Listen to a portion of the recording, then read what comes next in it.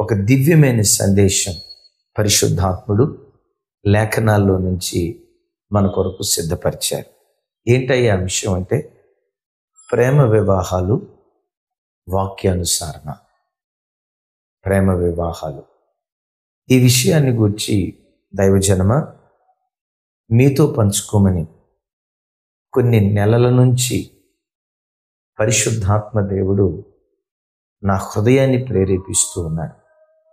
ఈ విషయమై వాక్యం ద్వారా ప్రపంచ క్రైస్తవ మానవాళికి ఈ దివ్యమైన సందేశాన్ని ఇవ్వాలని ఆత్మదేవుడు నా హృదయాన్ని పురికొల్పుతున్న దాన్ని బట్టి ఇది ఒక వారం క్రితమో 10 రోజుల క్రితమో కాదు, కొన్ని నెలల నుంచి ఈ అంశాన్ని గురించి పరిశుద్ధాత్ముడు నా హృదయాన్ని పురికొల్పుతున్నాడు. మీతో పంచుకోమని. ప్రేమ వివాహాలు వాక్యానుసారమా? ఆ మధ్యకాలం ఒక తమ్ముడు ఇదే ప్రశ్న నన్ను అడిగాడు. తాను ఒక అమ్మాయిని ప్రేమించాడట. ఆ అమ్మాయిని వివాహం చేసుకోవాలని ఆశపడుతూ నన్ను అడిగాడు, అన్నయ్య, ప్రేమ వివాహాలకు వాక్యం అంగీకరిస్తుందా లేదా? నేను అలా అడుగులు వేయొచ్చా లేదా? మీరు చెప్పండి అన్న నన్ను అడిగారు. నేను ఆ తమ్ముడిని అన్నాను, తమ్ముడు, దేవుని లేఖనం ఏం చెప్తుందో అది ఒక్క నిమిషం మనం ప్రక్కన పెడదాం. నేను ఒక 3 ప్రశ్నలు అడుగుతాను. ఈ 3 ప్రశ్నలకు నువ్వు సమాధానం చెప్పు. దాన్ని బట్టి ఫర్దర్గా నీతో నేను డిస్కస్ చేస్తాను. లేఖనం ఏం చెప్తుందో నీతో మాట్లాడతాను. డెఫినెట్గా అన్న, మీరు అడగండి, నేను మిమ్మల్ని అడగాలని వస్తే మీరు నన్ను అడుగుతున్నాను అంటున్నారు. ఓకే, మంచిదన్నా, అడగండి. తమ్ముడు, నంబర్ 1, రేపు నీకు పెండ్లై పిల్లలు పుట్టిన తర్వాత నీ పిల్లలు ఎవరినైనా ప్రేమించిన అబ్బాయిని, ప్రేమించిన అమ్మాయిని వివాహం చేసుకుంటాను అని నీ పిల్లలు నీ దగ్గరకు వచ్చి పలానా అబ్బాయిని పలానా అమ్మాయిని ప్రేమించాను, నాకు పెళ్లి చేయింది అంటే నీవు అంగీకరిస్తావా? ఆ మాట అడిగే లోపండి తమ్ముడు ముఖం అంటారు కదా, ఫీజులు ఎగిరిపోతాయి అంటారే, ఫీజులు ఎగిరిపోయినాయి. అన్నా, ఏంటన్నా అలా అంటున్నారన్న. కాదు తమ్ముడు, నేను అడిగే మాట రైట్. నువ్వు ప్రేమించానన్నావు, పెళ్లి చేసుకుంటాను అంటున్నావు, అవునని అంటలేదు, కాదు అని అంటలేదు. రేపు నువ్వు చేసిందే నీ పిల్లలు చేస్తారు. నీ పిల్లలు పలానా అమ్మాయిని ప్రేమించాను, పలానా అబ్బాయిని ప్రేమించానని నీ పిల్లలు నీతో చెప్తే సంతోషంగా వాళ్ళు వివాహం చేస్తారు. తమ్ముడు, దీనికి సమాధానం నువ్వు చెప్పు తమ్ముడు అన్నాడు. ఆ తమ్ముడు లోపట ఎక్కడో లోపట నుంచి ఏమన్నాడు తెలుసా? అది నా వరకే పరిమితం అయితే బాగుంటుంది, కానీ నా పిల్లలు అలా కాకూడదన్నా నేనన్నా. అంటే నీకొక న్యాయం, నీ పిల్లలకు ఒక న్యాయమా అన్న. సైలెంట్ అయిపోయాడు. అన్న, 2వ ప్రశ్న ఏదో అడుగుతున్నారు కదా, అడగండి. తమ్ముడు, కొన్ని లవ్ మ్యారేజెస్లో వాళ్ళ వివాహం కాకమునిపే ఆ అబ్బాయిని ప్రేమించానని ఈ అమ్మాయిని ప్రేమించానని వివాహం కాకమునిపే వాళ్ళు తప్పుడు త్రోవలకు వెళ్ళి శారీరకంగా అపవిత్రులైపోతారు. అందరూ అని చెప్పట్లేదు, కొందరు ప్రేమించుకున్నాము అనే పేరు మీద వివాహం కాకమునిపే అనేక మంది కాలుజారి తప్పటడుగులు వేసి అపవిత్రమైన కార్యక్రమాలు వివాహానికి ముందే జరిగిస్తారు. అందరి జీవితాల్లో జరగదు, ఎక్కువ శాతం అనేకుల జీవితాల్లో జరుగుతుంది. అవునా కాదు? అవునన్నా. అన్నా, అందులో తప్పే ఉందన్నా.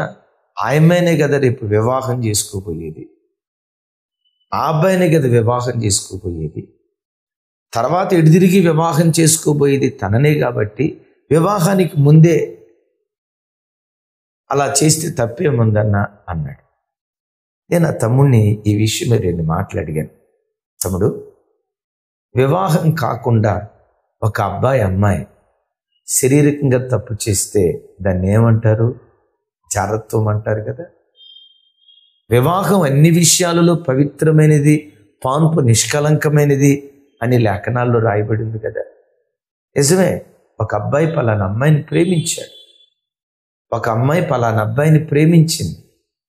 ఆ ప్రేమ అనేటువంటి ముసుగులో కాముకత్వపు అవాంఛనీయ శరీర దురాశలు, శరీర ఇచ్ఛలు, ఇంకా పచ్చిగా చెప్పాలంటే కాముకత్వపు కోరికలు తీర్చుకోవట్లేదా? వివాహం కాకమునుపు అది జారత్వం అని దేవుని వాక్యం అంటలేదా? కోర్స్ నువ్వు అన్నావు ఎడిదిరిగి వివాహం చేసుకుంటారు కదన్నా. ఓకే, వివాహం చేసుకున్న తర్వాత వారు అది సహేతుకం. నేనంట ఇప్పుడు పరుగుల పందెంలో ట్రాక్ మీద పరిగెత్తడానికి ఒక 10 మంది 12 మంది సిద్ధంగా ఉంటారు. విజిలేసిన తర్వాత పరిగెత్తుతారు, ఎడిదిరిగి పరిగెత్తుతారు. విజిలేసిన తర్వాత ఎడిదిరిగి పరిగెత్తేదేనని విజిలేయకుండానే పరిగెత్తితే తమ్ముడు చెప్పండి, మీరు చెప్పండి. ట్రాక్ మీద విజిలేసిన తర్వాత ఎడిదిరిగి పరిగెత్తేదేగా అంట. విజిలేసిన తర్వాత ఎడిదిరిగి పరిగెత్తేదే కాబట్టి విజిలేకి మునిపే పరిగెత్తితే తప్పేముంది?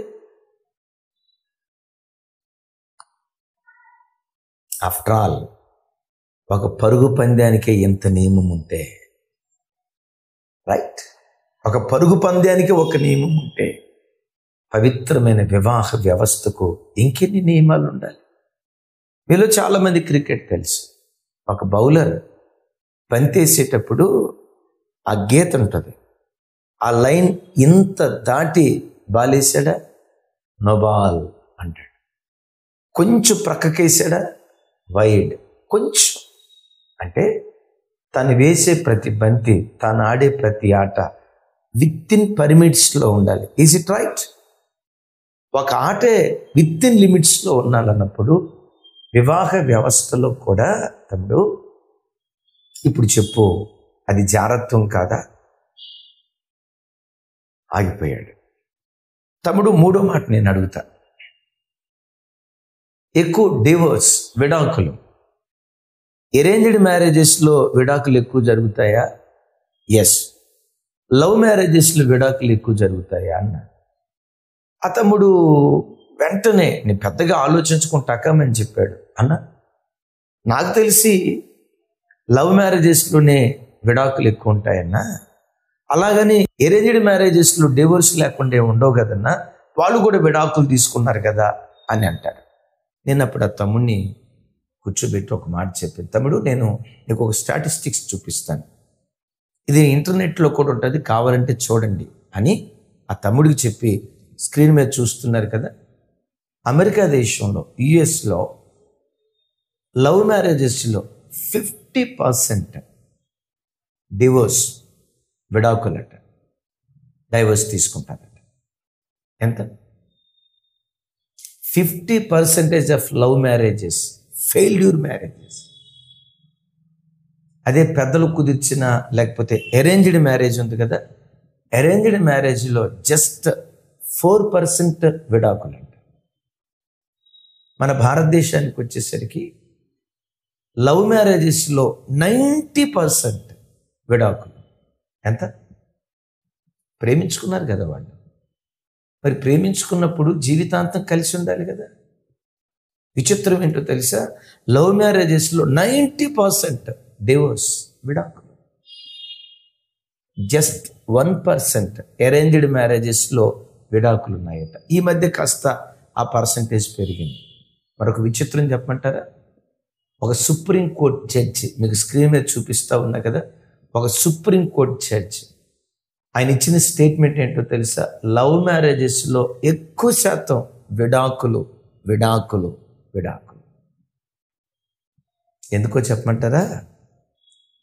అది అందరి జీవితంలో అని నేను చెప్పను, కానీ కొందరి జీవితాల్లో ప్రేమ అనే ముసుగులో లస్ట్, దురాశ, వాని ఇచ్చ, వాని కోరిక తీరిన తర్వాత ఎవరిని ప్రాణాధికంగా ప్రేమించాడో ఆ వ్యక్తిని అసహించుకునేటట్లుగా ఉంటుంది అని బైబిల్లో మనం చూస్తాం.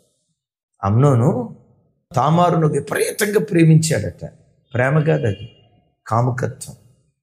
శరీరంలో రగిలే కాముకత్వపు దురాశ. నేను అందరిని అంటలేదు. కొందరు మెచ్యూర్డ్ లెవెల్లో ఒక స్థాయికి వచ్చిన తర్వాత మ్యారేజ్ చేసుకునే వాళ్ళు ఉన్నారు. నేను అందరినీ కాదనేది. ఏమండి, 18 సంవత్సరాల్లో ప్రేమ అంటే అది ప్రేమ అంటారా, కాముకత్వం అంటారా?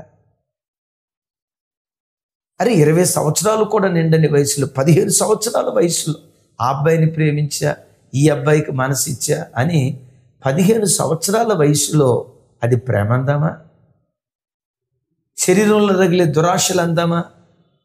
అమ్నోను జీవితంలో కూడా చూడండి, ఈ కాముకత్వపు మనసు కలిగిన వాడు, ఈ వ్యక్తి నా స్థాయికి తగినవాడా కాదా,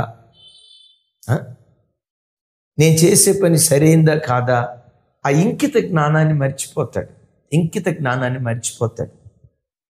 సొంత చెల్లెలు తామారు, తల్లి వేరు తండ్రి ఒక్కరే. ఆ తామారు మీద మనసు పడి వేషం వేసుకొని ఒక చెడు స్నేహితుడి ద్వారా రేపబడి రహస్యంగా తన గదిలోకి, రహస్యంగా ఏం కాదు, అనారోగ్యంతో ఉన్నాను రొట్టెలు చేసి తీసుకురని తన గదిలోకి వచ్చిన తర్వాత చేయకూడని కార్యక్రమం చేశాడు. బైబిల్లో రాయబడిన మాట ఏంటో తెలుసా?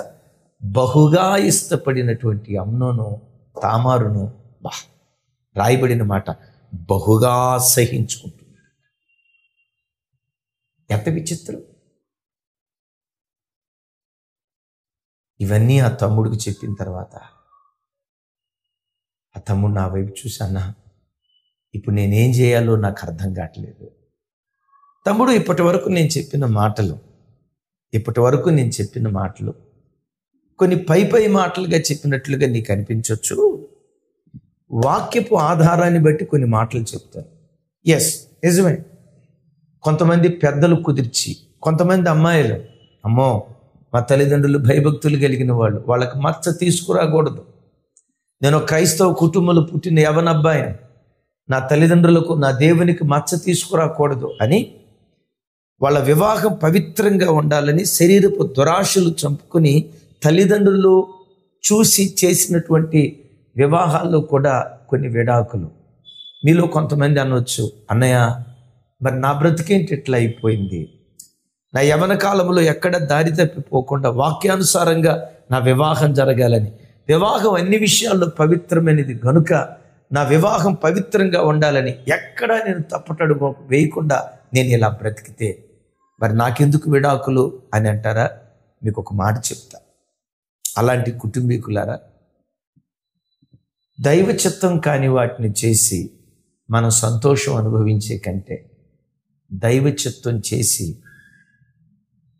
కీడును అనుభవించటం మేలు కాదా?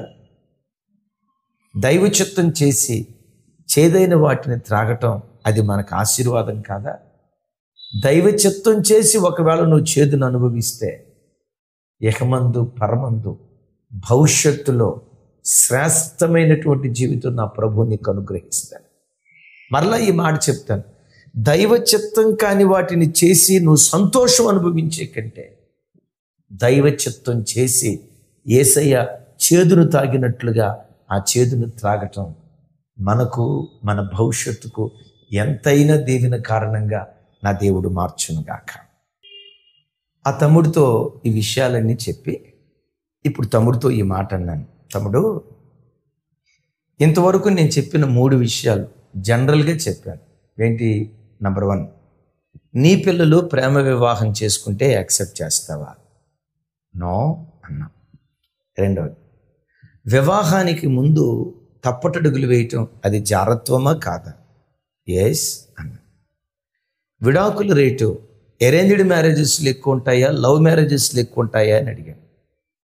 ఎస్, లవ్ మ్యారేజెస్లోనే చాలా ఎక్కువగా ఉంటాయన్నా అని చెప్పారు. అయితే ఇప్పటి వరకు నేను చెప్పిన విషయాలని జనరల్గా చెప్పుకుంటా వచ్చాను. దేవుని లేఖనపు వెలుగులోకి వెళ్ళి కొన్ని విషయాలు చెప్తా తమ్ముడు. ఆ తమ్ముడికే కాదు, ఈ మాటలు వింటున్న క్రైస్తవ యవ్వన తమ్ముళ్ళారా, యవ్వన చెల్లెలారా, పరిశుద్ధాత్మ దేవుడు కొన్ని నెలల నుంచి ఈ విషయం ప్రపంచ యవ్వన క్రైస్తవ జనాంగానికి అందించాలని ఆత్మదేవుడు నా హృదయాన్ని రేపుతున్నాడు. ఇది నా ఉద్రేకంతోనో, ఈ టాపిక్ చెప్తే ఎక్కువ మంది వింటారేనో, నో. ఆత్మదేవుడు నా హృదయాన్ని రేపుతున్న దాన్ని బట్టి, నన్ను పురికొల్పుతున్న దాన్ని బట్టి ఈ సంక్లిష్టమైనటువంటి విషయం మీతో పంచుకుంటున్నాను. కొంతమంది దైవ సేవకులు చెప్పినవి నేను విన్నాను, పెద్ద పెద్ద సేవకులు. వీళ్ళేం చెప్పారో చూద్దామని. కొంతమంది స్ట్రైట్ అవే చెప్పారు, కొంతమంది కర్ర విరగకూడదు, పావు సాగకూడదు అన్నట్లుగా నాజూగ్గా చెప్పారు. పరిశుద్ధాత్మ దేవుడు నన్ను అలా చెప్పడానికి ఇష్టపడలేదు. ఉన్నది ఉన్నట్లుగా మీతో పంచుకోమని. మీరు అంగీకరిస్తారా లేదా ఆప్షన్ మీది. కానీ లేఖనం ఏం చెప్తుందో లేఖనాన్ని మీతో పంచుకోవాలని ఆశపడుతున్నాను. రండి, యోబు గ్రంథం 31వ అధ్యాయం 7వ వచనం, చివరి మాట నేను చదువుతాను. నా మనస్సు నా కన్నులను అనుసరించి సంచరించిన యొడల, మాలిన్యం ఏదైనను నా చేతులకు తగిలిన యొడల.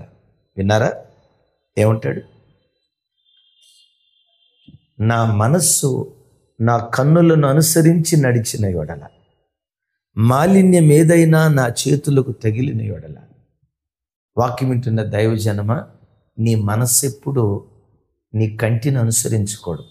అనుసరించిందా బ్రతుకు మాలిన్యం అయిపోతుంది, భవిష్యత్తు మాలిన్యం అయిపోతుంది, మన కుటుంబ వంశవృక్షం మాలిన్యమైపోయేటువంటి ప్రమాదం ఉంది. ఎప్పుడు నీ మనస్సు నీ కంటిని అనుసరించకూడదు, నీ మనస్సు దేవుని మనస్సును అనుసరించాలి. విన్నారా ఈ మాట? మనస్సు కంటిని అనుసరిస్తే ఏం జరుగుతుంది? బైబిల్లో ఒక దివ్యమైన సంగతి. ఆదికాండం 13వ అధ్యాయం 10వ వచనం. లోతు తన కన్నులెత్తి యొర్దాను ప్రదేశం అందంతటిని చూచెను. యెహోవా సొదొమ గొమొర అను పట్టణములను నాశనము చేయక మునుపు సోయరుకు వచ్చు వరకు అదంతయు యెహోవా తోటవలెను, ఐగుప్తు దేశము వలెను నీళ్లు పారు దేశమై ఉండెను.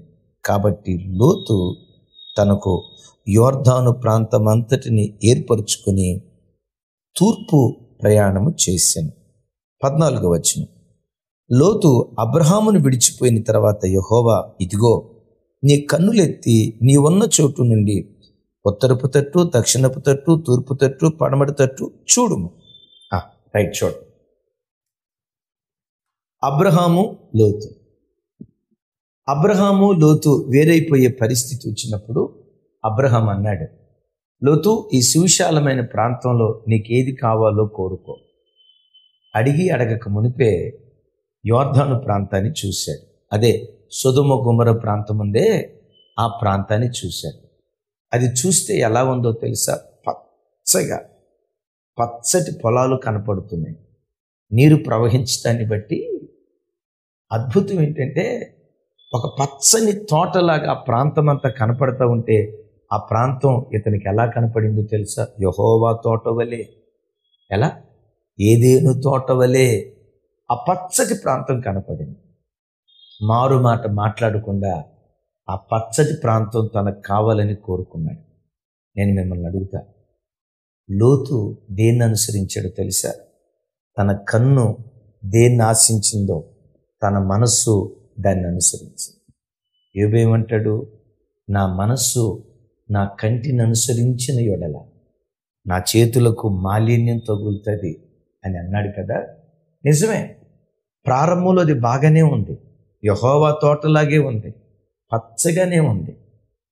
కొన్ని సంవత్సరాలలోనే, ఇంకా చెప్పాలంటే కొన్ని నెలలలోనే ఆ పచ్చటి ప్రాంతం మీద అగ్నిగంధకాలు కుమ్మరిస్తే ఆ ప్రాంతం అంతా కాలి మృత సముద్రం ఏర్పడింది. ఎంత దారుణమైపోయిందో తెలుసా? మొలక కూడా నాశనమైపోయినట్లుగా, ఆదికాండం 19వ అధ్యాయంలో మొలక కూడా నాశనమైపోయినట్లుగా ఒకప్పుడు పచ్చటి ప్రాంతం మృత సముద్రంతో నిండుకుంది. ఆ మృత సముద్రం దగ్గర పచ్చనిదేది బ్రతకటానికి వీల్లేదు. Even today. ఒకప్పుడు ఎట్లుంది? పచ్చగా ఉంది. ఇప్పుడు ఏమైపోయింది? మృత సముద్రం అయిపోయింది. సరే, మృత సముద్రం అయితే అయిపోయింది. లోతు కుటుంబం ఏమైపోయింది? తన పిల్లలు మాలిన్యంతో నిండుకున్నటువంటి వారిగా మారిపోయారు. నేనంట, దైవజనమా, నీ మనస్సు నీ కంటిని అనుసరించకూడదు. అక్కడ లోతు అనాల్సింది, పెదనాయనా, నేను చిన్నతనంలో తండ్రిని పోగొట్టుకున్నప్పుడు నా జీవితంలో నీవే నా తండ్రివై నా జీవితంలో అన్నీ చేసేవి కదా, ఈ సువిశాలమైన ప్రాంతంలో ఏది నాకు మేలో ఆ స్థలానికి నీవే పంపించు పెదనాయనా అని అబ్రహాము యొక్క ఆలోచనకు, అబ్రహాము యొక్క మనస్సుకు తను తాను అప్పగించుకున్నట్లయితే లోతు ఒక చరిత్రకారుడిగా మిగిలిపోయేవాడు. భ్రష్టుడిగా మిగిలిపోయేవాడు కాదు సుమి, ఒక చరిత్రకారుడిగా తన బ్రతుకు మిగిలిపోయేది. ఎందుకు చరిత్రహీనుడయ్యాడో తెలుసా? తన వంశంలో నుంచి భ్రష్ట వంశం. ఎంత భ్రష్ట వంశం! కన్న తండ్రితోనే తప్పటడుగులు వేసే, ఇక ఆ విషయాలు నేను చెప్పలేను. దైవజనమా, గుండెలు పగులుతున్నాయి. కారణం ఏంటో చెప్పమంటారా? అతని మనస్సు అతని కంటిని అనుసరించింది. ఏమైపోయింది? పచ్చటి ప్రాంతమంతా మృతమైపోయింది, మాలిన్యం తగిలింది. మీతో చెప్పమంటారా? ఈరోజు నీకు అనిపించవచ్చు, ఆ అబ్బాయి నా జీవిత భాగస్వామి అయితే మేము హ్యాపీగా బ్రతుకుతాం. నిజమే, ఆ అబ్బాయిని కలిసావు, ఆ అమ్మాయితో కలిసావు, చాలా ప్రేమగా మాట్లాడుతున్నాడు. నీవు అనుకున్నావు నన్ను మహారాణిలాగా చూస్తాడు, పొలంలో పెట్టి చూసుకుంటాడు. నీవు అనుకున్నావు, బా, ఈ అమ్మాయి నా లైఫ్ పార్ట్నర్ అయితే మా కుటుంబం 3 పువ్వుల 30 పువ్వుల ఏదో అంటారు కదా, 3 పువ్వులు 6 కాయల్లాగా హ్యాపీగా సాగుతుంది అని అనిపిస్తుంది. మొదట్లో పచ్చదనం ఉంటుంది, తర్వాత ఏమైపోద్దో తెలుసా? ఆ సంతోషం చచ్చిపోద్ది, మృత సముద్రం. ఆ ప్రేమ చచ్చిపోద్ది. మీ మధ్యలో ఉన్న బాండేజ్ చచ్చిపోతుంది. వింటున్నారు ఈ మాట? మీ మధ్యలో ఉన్న స్నేహపూరితమైన వాతావరణం చచ్చిపోతుంది. మృత సముద్రం ఏర్పడింది. మరొక గుండెలు బ్రద్దలు చేసే సంగతి ఇందాక లోతును గురించి చెప్పే కదా, మాలిన్యమైన సంతతి మోయాబు, అమ్మోనీయులు. విన్నారా? వివాహం కాకమునుపు ఆ అబ్బాయిని ప్రేమించాను, ఈ అమ్మాయిని ప్రేమించానని తప్పుడు త్రోవలకు వెళ్ళి శరీరాన్ని మలినపరుచుకుంటే, తమ్ముడు, నేను బాధ పెట్టాలని కాదు, ఈ వాక్యం భవిష్యత్తులో అనేక మంది యవ్వన బిడ్డలను బ్రతికించాలి అన్న ఆశతో, పరిశుద్ధాత్మ ప్రేరేపణతో ఈ వాక్యం పంచుకుంటూ ఉన్నాను. ఆ లోతు తనకిష్టం వచ్చినట్లుగా పచ్చటి ప్రాంతాలు ఎన్నుకొని వెళ్ళాడు కదా. ఏమైపోయింది ఆ తర్వాత? అతని ఇంటిలో మాలిన్యం, ఒక భ్రష్ట సంతతి ఆ ఇంట్లో నుంచి బయలుదేరింది. నేను ఎప్పుడూ ప్రజలను దీవిస్తా కదా, నీ గర్భం తల్లి ప్రవక్తల జన్మస్థానంగా ఉండాలి. తండ్రి, నీ గర్భం ఎప్పటికీ పాలకుల జన్మస్థానంగా ఉండాలి. పనికి మాలిన వారికి జన్మస్థానంగా నీ గర్భం ఉండకూడదు.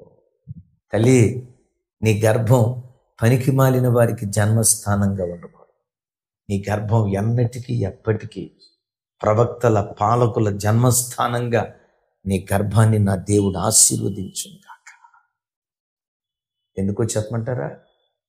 వివాహం కాకమునుపు ఆ అబ్బాయిని ప్రేమించాను, ఈ అమ్మాయిని ప్రేమించాను అని నువ్వు అటు ఇటు పరిగెత్తితే, చెల్లి, తమ్ముడు, నేను బాధ పెట్టాలని కాదు, నన్ను అర్థం చేసుకో. నా లోపట నన్ను రేపుతున్న పరిశుద్ధాత్మ మనస్సును అర్థం చేసుకో. ఈరోజు నీవు ఎలా తిరిగితే రేపు నీ గర్భాన పుట్టబోయే పిల్లలు కూడా అలాంటి మనసు కలిగిన పిల్లలే పుట్టుకొస్తారు కదా. వేప చెట్టుకి మామిడికాయ రావటం ఎప్పుడైనా విన్నారా?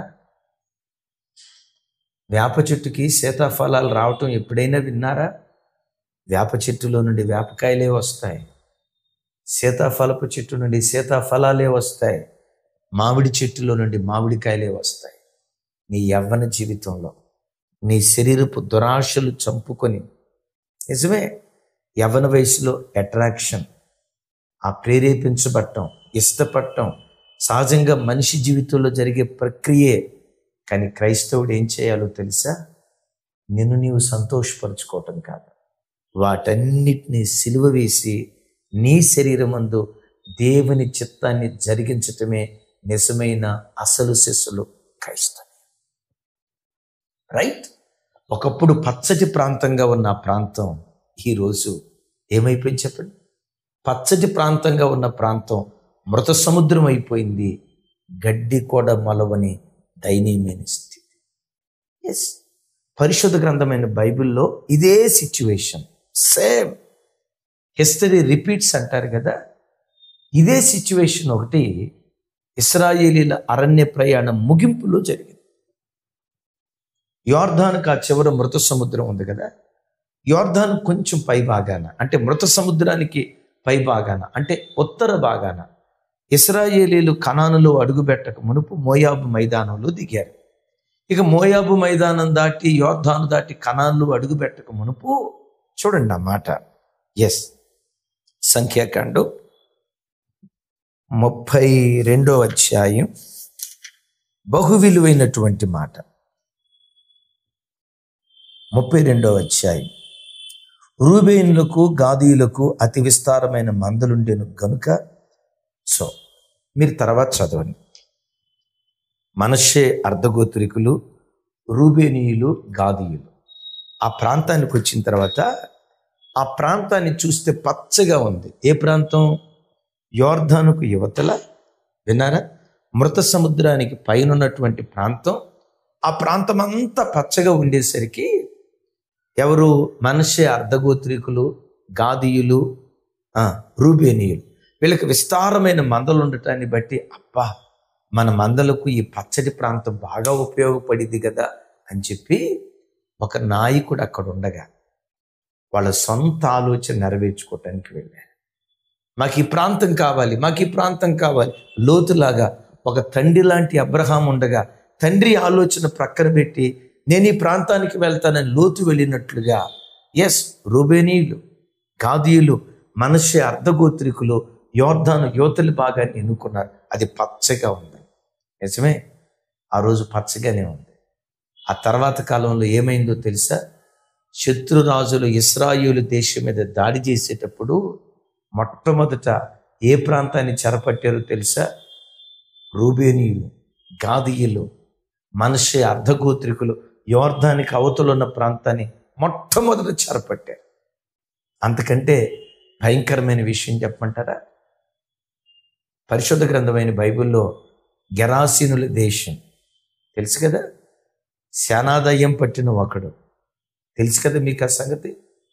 పందులు, 2000 పందులు చెరువులోకి వెళ్ళి దూకి ఆత్మహత్య చేసుకొని చచ్చిపోయిన సంగతి మీరందరూ ఎరుగుదురు కదా. వినండి.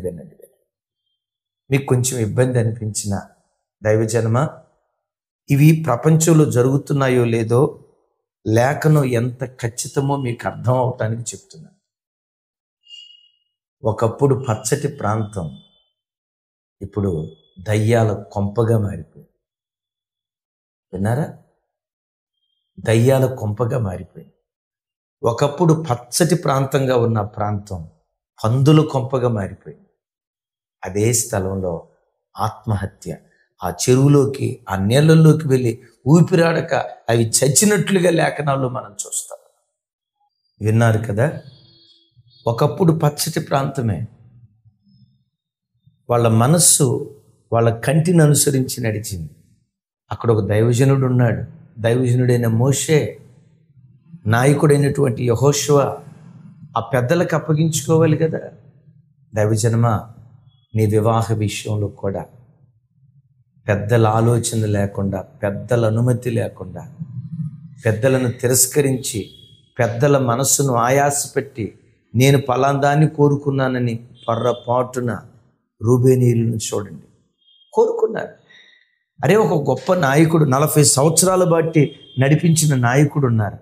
ఎవరికి ఏ స్థలం యోగ్యమైనదో, ఎవరికి ఏ స్థలం సరి అయినదో పంచడానికి పెద్ద ఆయన ఉన్నాడు కదా.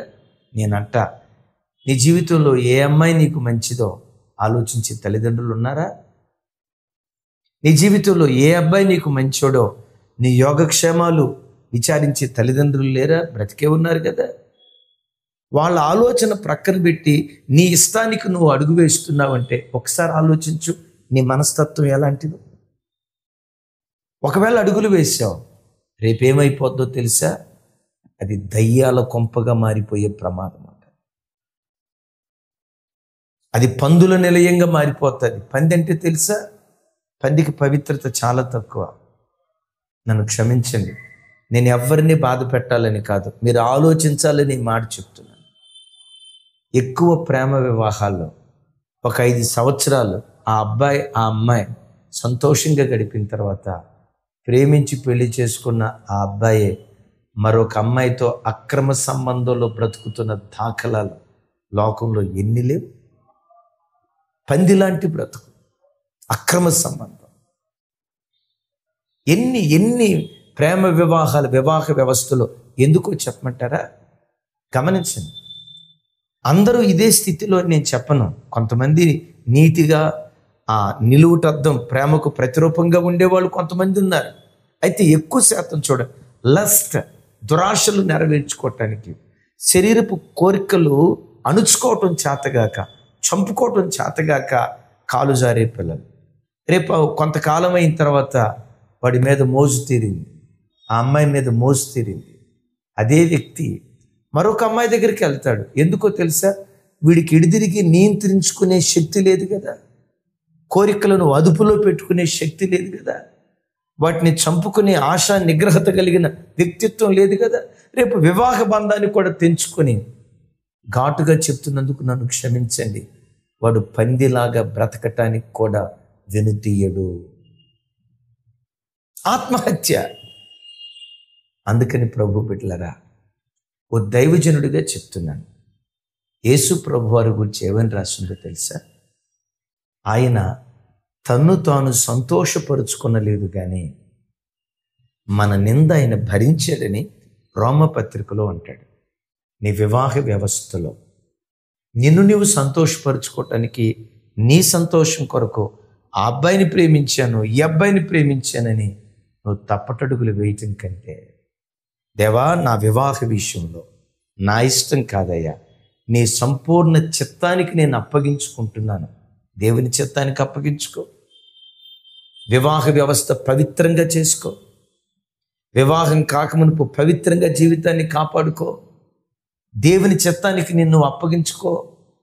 అబ్రహాము లాంటి తండ్రి మనసు కలిగిన వారు, మోషే లాంటి నాయకత్వపు మనసు కలిగిన వాళ్ళు నీ జీవితంలో ఉన్నారు కదా. నీ విషయాలన్నీ వాళ్ళతో చెప్పుకొని దైవ చిత్తానుసారంగా అడుగులు వేయి. దేవుని చిత్తానుసారంగా నువ్వు అడుగులు వేస్తే లేఖనాల్లో రాయబడిన మాట, లోకము దాని ఆశలు గతించిపోతాయి కానీ దేవుని చిత్తమును జరిగించేవాడు నిరంతరము నిలుస్తాడు. జరిగించేవాడు, దేవుని చిత్తాన్ని జరిగించేవాడు నిరంతరము నిలుస్తాడు. యవన తమ్ముళ్ళారా, యవన చెల్లెళ్ళారా, ఒక అన్నయ్యగా, ఒక ఆత్మీయ తండ్రిగా నా చేతులు జోడించి మిమ్మల్ని బ్రతిమలాడుకుంటూ చెప్తున్నాను, ప్రేమ వివాహాలకు జీవితంలో చోటు ఇవ్వద్దు. మీ వివాహ వ్యవస్థ పవిత్రంగా ఉండేటట్లుగా కాపాడుకోండి. ఓ మంచి వివాహ వ్యవస్థకు మీరు పునాదిగా మారండి. వేరు పరిశుద్ధమైనదైతే కొమ్మలు పరిశుద్ధములే అని లేఖనాల్లో రాయబడి ఉంది కదా. నీవు ఒక పవిత్రమైన వాడిగా బ్రతుకుతూ ఒక పవిత్రమైన వంశవృక్షానికి నీవు ఒక వేరు లాంటి వాడిగా బ్రతకమని ప్రభు పేరిట మనవి చేస్తున్నాను. మన ఇల్లు దయ్యాల కొంపగా ఉండకూడదు, మన ఇల్లు పందుల కొంపగా ఉండకూడదు, మన ఇల్లు ఆత్మహత్యకు పురికొలిపే దురాత్మల చేత నింపబడకూడదు. సంసోను ఆత్మహత్య చేసుకొని చనిపోలేదా? చావును కోరుకున్నాడని రాయబడలేదా? ఇష్టపడి కోరుకొని వెళ్ళిపోయిన అమ్నోను ఏమైపోయాడు? ఇష్టపడి కోరుకొని వెళ్ళిన లోతు కుటుంబం ఏమైపోయింది? నా చేతులెత్తి దీవిస్తున్నాను. యవన చెల్లి, యవన తమ్ముడు, నీ గర్భాన్ని దేవుడు ధన్యం చేసి నీ గర్భం ప్రవక్తల జన్మస్థానంగా ఉండునట్లుగా పవిత్రమైన వివాహ వ్యవస్థ వైపు అడుగులు వేయి. నిన్ను నీ పిల్లలను కృపగల దేవుడు సమృద్ధిగా దీవించునుగాక. ఈ వాక్యం ద్వారా దేవుడు మీతో ఏం మాట్లాడారో కింద కామెంట్ బాక్స్లో రాయండి. మరి విశేషంగా ఎన్ని వేల మందికి వర్తమానం మీరు పంపించగలరు, ఎన్ని వేల మందికి ఇది షేర్ చేయగలరో వాళ్ళందరికీ షేర్ చేయండి. ఇది జెర్మియా అన్న చెప్పిన మాట కాదు, నా లోపటి నుంచి పరిశుద్ధాత్మ దేవుడు నా హృదయాన్ని మండింప చేస్తూ ఉంటే పరిశుద్ధాత్మ మంటలో నుంచి పుట్టుకొచ్చిన మాట. ఆలోచించండి, తప్పటడుగులు వేయొద్దు, దేవుని చిత్తానుసారంగా అడుగులు వేయండి. మీరు మీ పిల్లలు నిలుచుదురుగాక. ఆమేన్. చిన్న ప్రార్థన చేస్తాను. సర్వశక్తి గల తండ్రి, క్రైస్తవ తరానికి ఓ దివ్యమైన సందేశం మీరు అందించినందుకు స్తోత్రం. నా నిండు మనసుతో నీ బిడ్డలను దీవిస్తున్నాను. ప్రత్యేకంగా యవ్వన తరం కొరకు ప్రార్థిస్తున్నాను. ఈ యవ్వన తరం ఎక్కడ తప్పటడుగులు వేయకుండా మీ చిత్తాన్ని జరిగించేవారిగా చేయండి అయ్యా. మీ చిత్తం, మీ సంకల్పం నెరవేర్చేవారిగా చేయండి అయ్యా. ఏ బిడ్డ వివాహానికి ముందు తప్పటడుగులు వేయకుండా ఒక పవిత్రమైన వివాహ వ్యవస్థకు బిడ్డలు పునాదిగా మారాలి. వేరు పరిశుద్ధమైనదైతే కొమ్మలు పరిశుద్ధములని రాయబడి ఉంది. దేవా, యవనస్తుల హృదయాల్లో ఇదొక మంటను రేపునట్లుగా కృప చూపండి. పిల్లల విషయమై కన్నీరు కారుస్తున్న తల్లిదండ్రులతో ప్రభా, ఇదొక ఓదార్పుగా ఆ యవన బిడ్డలు సరి అయిన మార్గంలో నడిచేదిగా ఈ వర్తమానం చేయండి. ఈ వర్తమానం రాగల కాలములో కోట్ల కొలది యవన బిడ్డలకు ఆశీర్వాద కారణంగా మారునుగాక. ఈ వర్తమానం విన్న తర్వాత లక్షల కోట్ల మంది యవన బిడ్డలు పవిత్రమైన వివాహ వ్యవస్థ వైపు అడుగులు వేయునట్లుగా విశేష కృప చూపి మహిమ పొందుదురుగాక. యేసు నామములో ప్రార్థించి పొంది ఉన్నాం తండ్రి. తండ్రి అయిన దేవుని ప్రేమ, కుమారుడైన యేసుక్రీస్తు వారి దివ్య కృప, పరిశుద్ధాత్మ దేవుని సహవాసం ఈ వర్తమానం విన్న ప్రతి బిడ్డను సమృద్ధిగా ఆవరించునుగాక. ఆమేన్. Thank you. కనీసం ఒక 100 మంది కన్నా ఎన్ని వాట్సాప్ గ్రూపులు ఉంటే వాళ్ళందరికీ షేర్ చేయండి. అనేక మంది యవ్వన బిడ్డలు వాక్యం విని ప్రభు తట్టు తిరగటానికి వాక్యం లక్షల కొలది ప్రజలను బలపరచబోతుంది. షేర్ చేయండి. దేవుడు మిమ్మును, మీ కుటుంబాలను దీవించునుగాక. Thank you.